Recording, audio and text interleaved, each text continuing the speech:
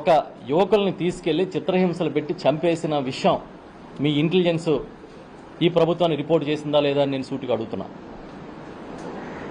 ఒక పోలీస్ స్టేషన్లో ఒక యువకుడిని తీసుకెళ్లి చంపేసి కాల్ చేశారనే విషయాన్ని ఈ రాష్ట్రంలోని ఇంటెలిజెన్స్ వ్యవస్థ రాష్ట్ర ప్రభుత్వానికి ఫిర్యాదు చేసిందా, కంప్లైంట్ చేసిందా, ఇన్ఫర్మేషన్ ఇచ్చిందా లేదా అని నేను సూటిగా అడుగుతున్నా. ఇస్తే ప్రభుత్వం ఏం చేస్తుంది? ఇవ్వకపోతే ఎవరిది తప్పు? మేము మళ్ళీ చెప్తున్నాం, ఈ రాష్ట్రంలో పోలీసులు చాలామంది చాలా పోలీస్ స్టేషన్లో విపరీతమైన హెరాస్మెంట్ చేస్తున్నారు, తప్పుడు కేసులు పెడుతున్నారు, ఎఫ్ఐఆర్లు వేయకుండా కొంతమంది నాయకులు చెప్పారని చెప్పి పోలీస్ స్టేషన్లు తీసుకెళ్ళడం, రోజుల తరబడి తిప్పడం చేస్తున్నారు. కొంతమంది పచ్చి బూతులు తిడుతున్నారు.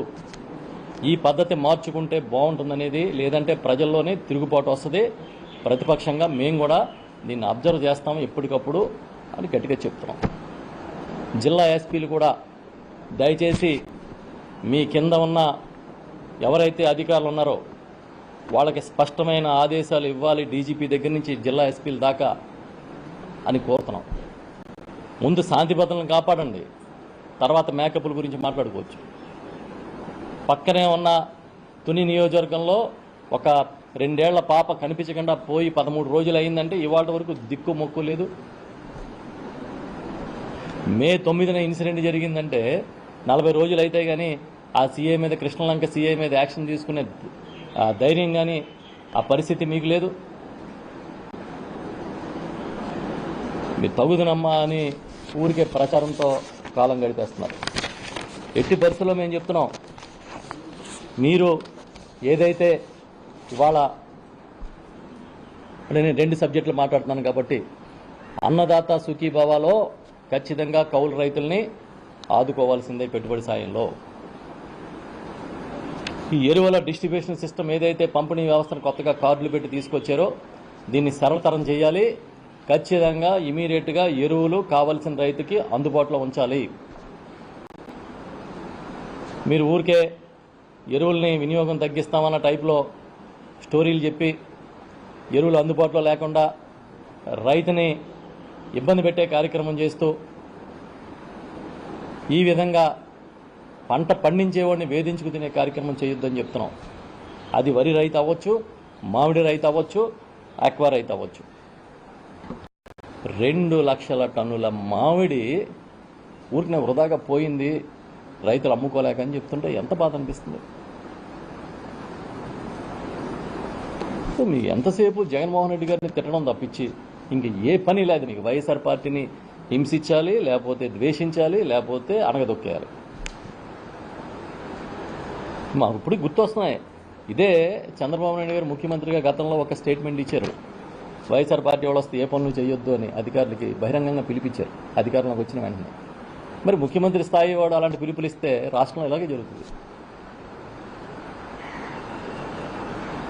ముందు శాంతి భద్రతలను కాపాడండి, ప్రజల కనీస అవసరాలు తీర్చండి, ఆ తర్వాత మీరు మాటలతో కోట్ల గడిదిరిగాను.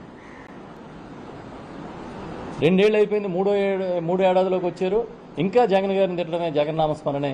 ఈ లోపల బాధితులందరూ జగన్ గారి దగ్గర క్యూ కట్టి కష్టాలు, బాధలు అక్కడ వెళ్ళబోసుకుంటున్నారు, కన్నీళ్లు పెట్టుకుంటూ ఉన్నారు. ఇవాళ జగన్ గారి దగ్గరికి ఇన్ని వర్గాల ప్రజలు వచ్చి తమ బాధలు వెళ్ళబోసుకుంటున్నారంటే ప్రభుత్వం దగ్గర చెప్పుకున్నా, గోడు చెప్పుకున్నా ఉపయోగం లేదు, అసలు చెప్పుకునే అవకాశం లేదనే కదా.